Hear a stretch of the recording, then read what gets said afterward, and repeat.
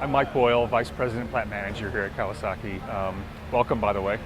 I've been here for 30 years, and we're going to take about a 2-hour cruise around the plant here today. So it's a receiving warehouse, so all of our incoming parts come in here that go into our products. About 55% of what we put in our products are U.S. based, and actually North America, U.S. and Canada. The other 45% come from a majority from Japan, but also Taiwan, China, so Mexico and Europe. So we receive parts from all over the place.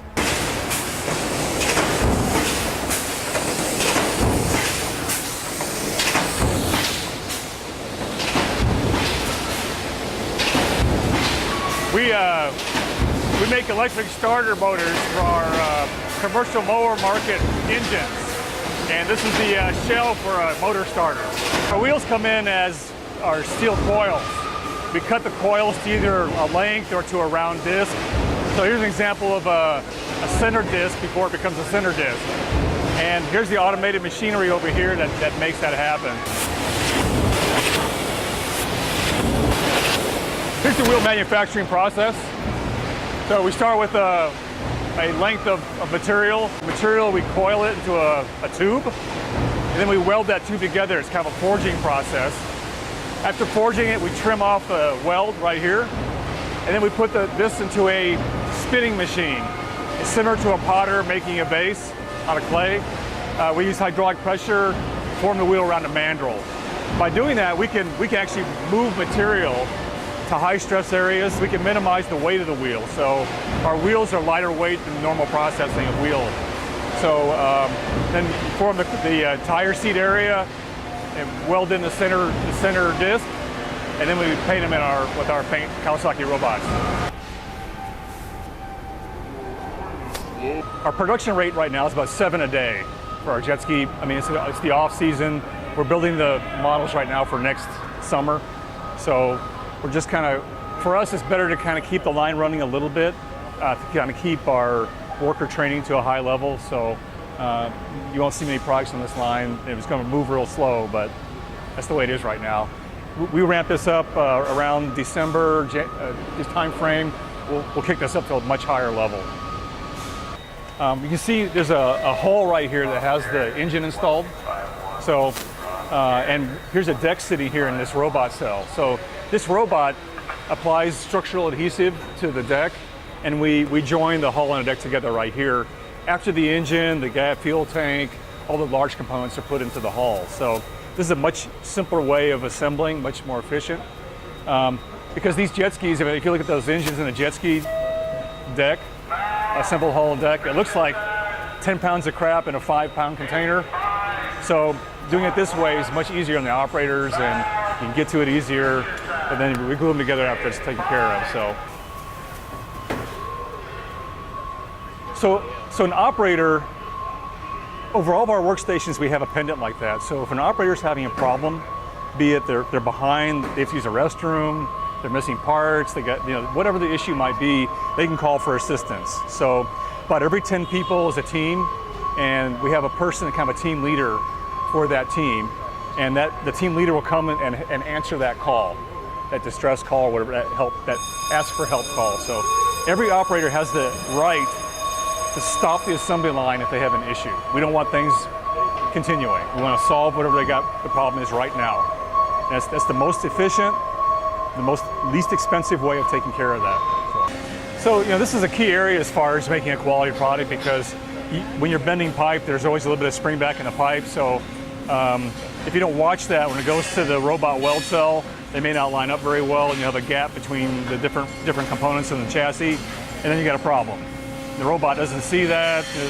They're just dumb machines, and they make a crappy weld or a bad one. So these machines and the verification and testing is really important. So when they start running pipe, we have a laser system, measuring system over here. In the laser system, we use that to verify and make adjustments to the machinery to make sure that we get repeatable pipe coming off these machines. After it's welded together, the frame is brought here. This is one of our electro deposition powder paint lines.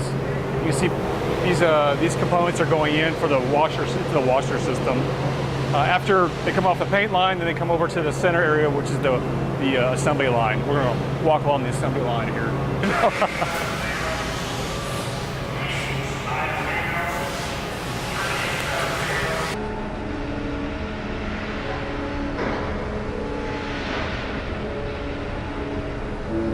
Over here it says plan and actual. So as of right now, we should have built 22 units. We've built 25.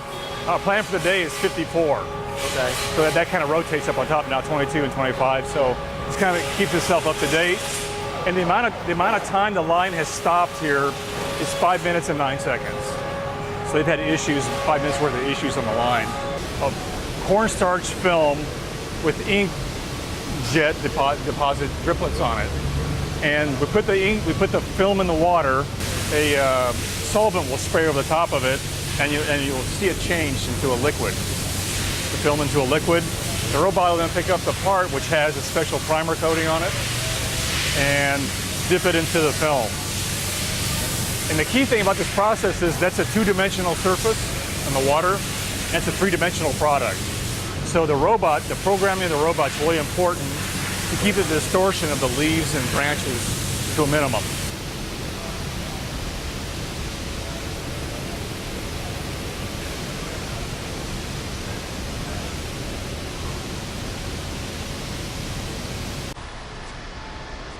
So now we're going to kind of focus the tour on the Mule Pro right now. So these are our laser cutting operations over here, and I kind of mentioned in the presentation this morning about a new laser, and I'm going to show you that here in just a moment.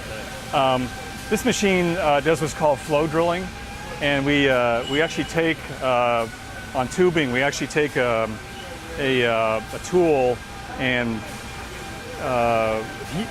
spin it on the pipe, and then plunge it into the material. What that does is that it takes the top of the surface of the steel and forms a cone going into the pipe, and it allows us to do some get some self-tapping screws.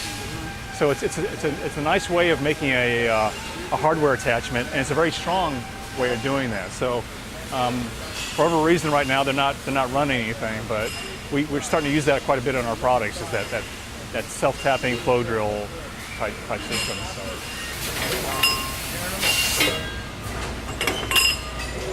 So here's an example of what it's cutting, and this pipe is meant to fit up against the other pipe. And so, you know, this may not be the right diameter, but in general, that's what it's supposed to do. And it ensures a good fit and a minimal gap. So when we go to weld it, it's easy to do. When you weld with machines like that, you can pace at how much heat you put into the frame.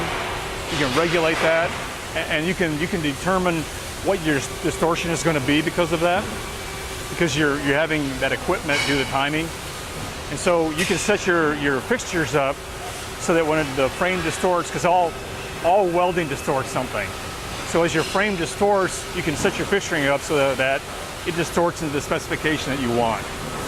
So when you do that, when you have equipment set up like this and do that, you can be very repeatable, very precise, and make sure that things, when they get to assembly, they fit very well together. And they do it same way every time, no matter what. We have about 350 people actually welding on site. We got a lot of welders. We got a lot of machines do it, we still got a lot of people doing it.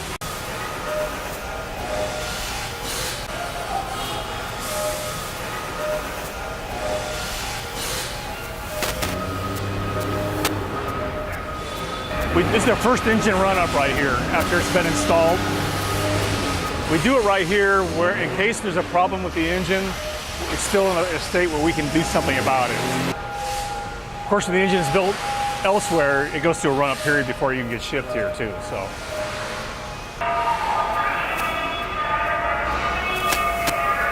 So she's just putting the decal on now. And that is harder than it looks. That is tough.